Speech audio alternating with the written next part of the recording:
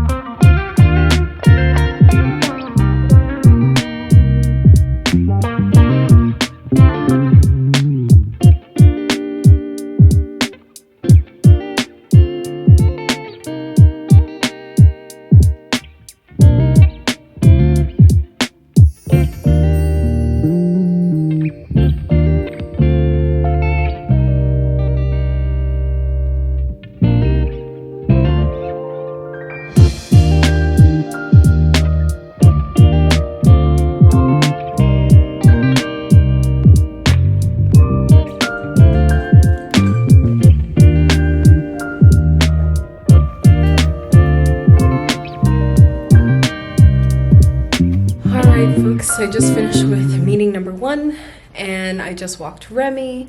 So now I'm actually going to prepare for meeting number 2 and 3, and then I have my gap in between. So what I'm going to do right now is prepare for my individual meeting with my research advisor. So this is essentially anything that I want to talk about or touch base on and things like that. So today I'm actually talking about internship stuff, which I'll talk a lot about in later in the day, later in the vlog. And then I'm also going to talk about dissertation recruitment, and I think that's it. And then my other meeting is actually it's group supervision for my clinical work. So let's get to it. Hi everybody, I am back. I was just scarfing down some food. I was getting lightheaded because I hadn't eaten and I had things back to back to back. And then of course we have our special guest. This clip I wanted to talk a little bit about what I mentioned earlier, which is internship. So when you're getting your PhD in clinical psychology, there is a pre-doctoral internship. And that's this, oh, she's bad. I know, girl, same. So that is a full-time, rigorous clinical training experience, and it helps folks sort of get this clinical training that's important prior to graduating, essentially. And so that is something we have to complete before we graduate. It is one of the last milestones that we need to do in order to obtain our PhD. The other milestone is successfully defending your dissertation. So as I say in all my videos, I'm a 5th year PhD student in clinical psychology. Typically, these programs are anywhere from 5 to 7 years. I was hoping to aim for 5 years, but with my dissertation being held up and things like that, I decided to take an extra year, which is my 5th year. I guess had I been on the path of applying during my 4th year, I would have been on internship now, and then graduated in the spring of 2023. So now I'm in the process of applying. There are deadlines. So the universal deadline is November 1st. And just to talk a little bit about that process, the internship process is a match process, very similar to like med school. So you apply to these programs, depending on your interests, you'll apply to very specific sites with very specific rotations. So because I am forensic oriented, I am absolutely applying to 95% forensic sites. So that includes medical centers, hospitals, prisons, correctional facilities, things like that.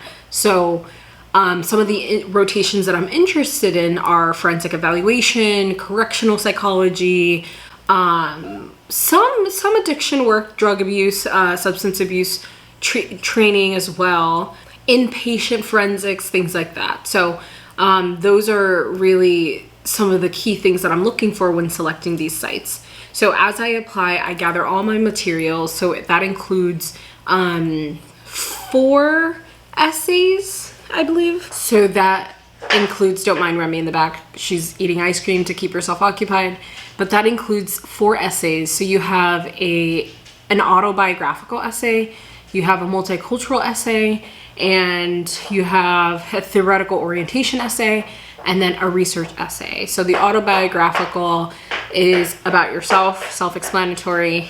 The multicultural essay is intended to show or demonstrate how you as a clinician or trainee are able to work with diverse populations, diverse sort of presentations and things like that. Some people use a case example to kind of illustrate that, or a challenge that they had, like a very pivotal, I guess, experience in their training careers.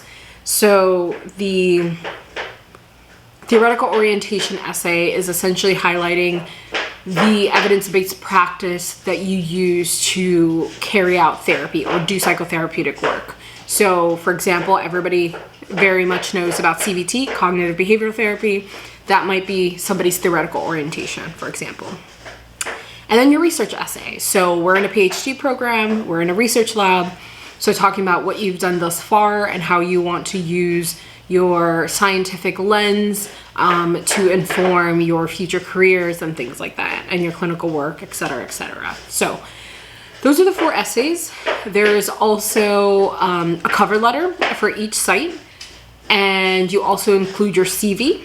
And then there are, I believe, minimum 3 letter of recommendations. So the letter of recommendations are intended to come from your research advisor and someone who could speak to your clinical work. So I have my research advisors, since I have 2, since it's sort of this joint combined lab and it's a unique sort of model.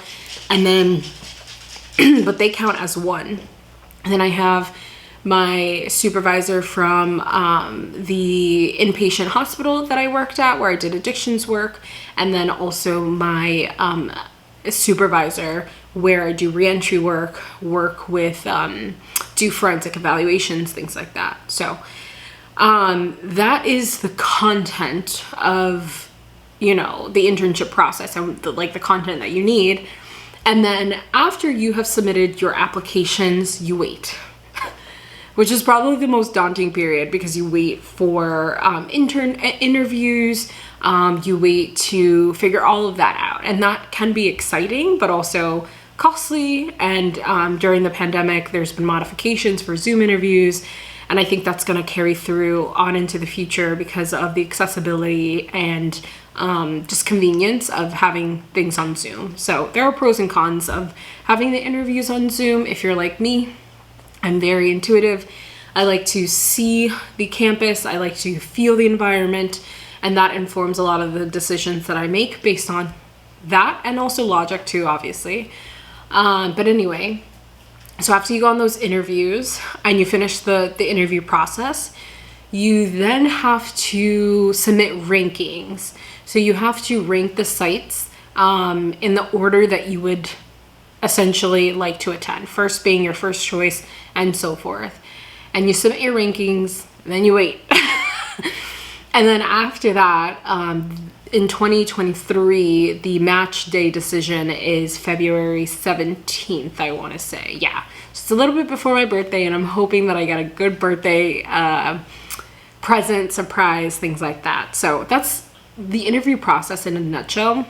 I just thought I'd share this with you. I don't know if this stuff is kind of out on the internet, but I'm really hoping that this could be something that you all find informative. And I will talk a little bit more about in another video my decision to go into clinical psychology, all those kind of things. I know that there's someone who asked and made a request for that, and I will provide and deliver because I think it's a good one anyway. So I'm currently going through that process, and I could really use all your support, well wishes, prayers, anything.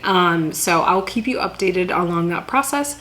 But for right now, I am gathering all my materials and finalizing my essays, sending it off to people who I trust to review them and provide positive and supportive and much needed critical feedback, and get them in a shape where I feel comfortable enough to send them off. So yeah. So what I'm gonna do right now, I have my break. I'm gonna relax a little bit. I would love to take a nap, but we shall see. I should be doing some work. I have an evaluation report, like a assessment report to write up, and I need to finish that, but we shall see.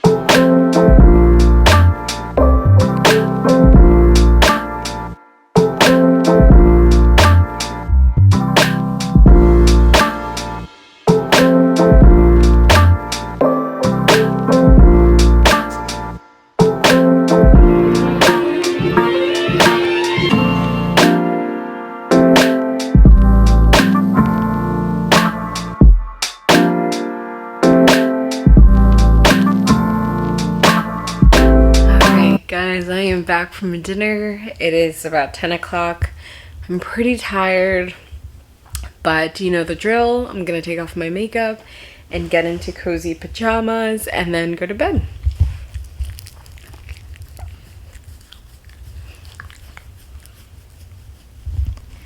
So yeah, let's go ahead and take off our makeup and then get ready for a cozy night. I might start editing this vlog tonight so that I can get up as soon as possible.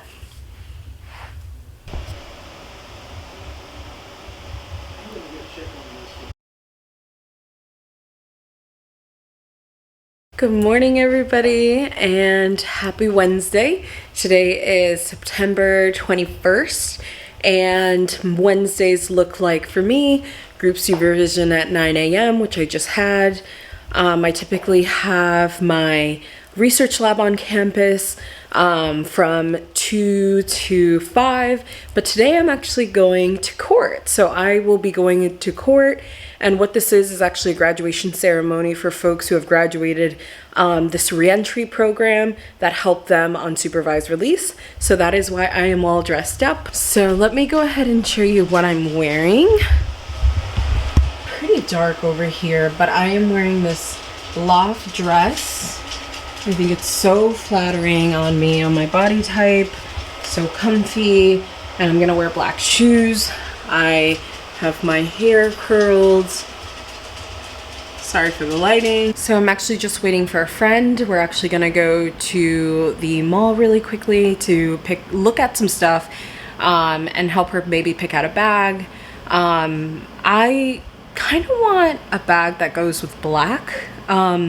Like outfits, so like this dress, like I don't necessarily want a black bag. I thought I did, but I think like honestly a universal color, like I feel like burgundy could go with black. I think like burgundy would go well with like what I'm wearing right now.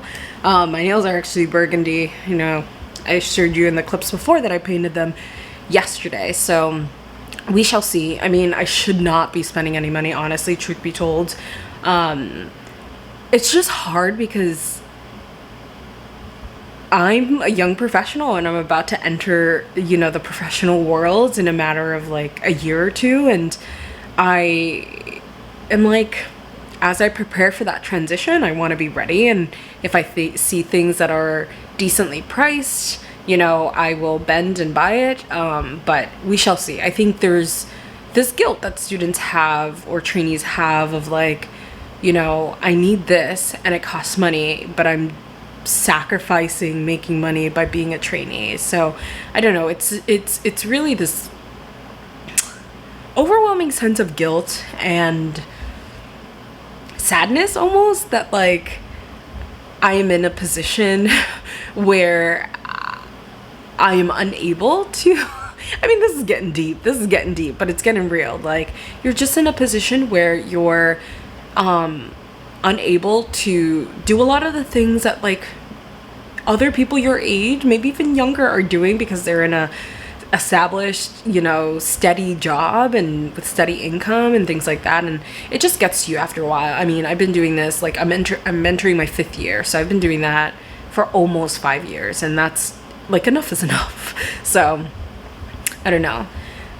Comment down below if you could relate. I could definitely use some validation. That was a moment of vulnerability, and I hope you all appreciated that. But just trying to keep it honest and real about what it's like being a woman, Black woman in a PhD program. And I mean, just generally what it's like. But I think that intersectionality piece is also very, very important. So yeah.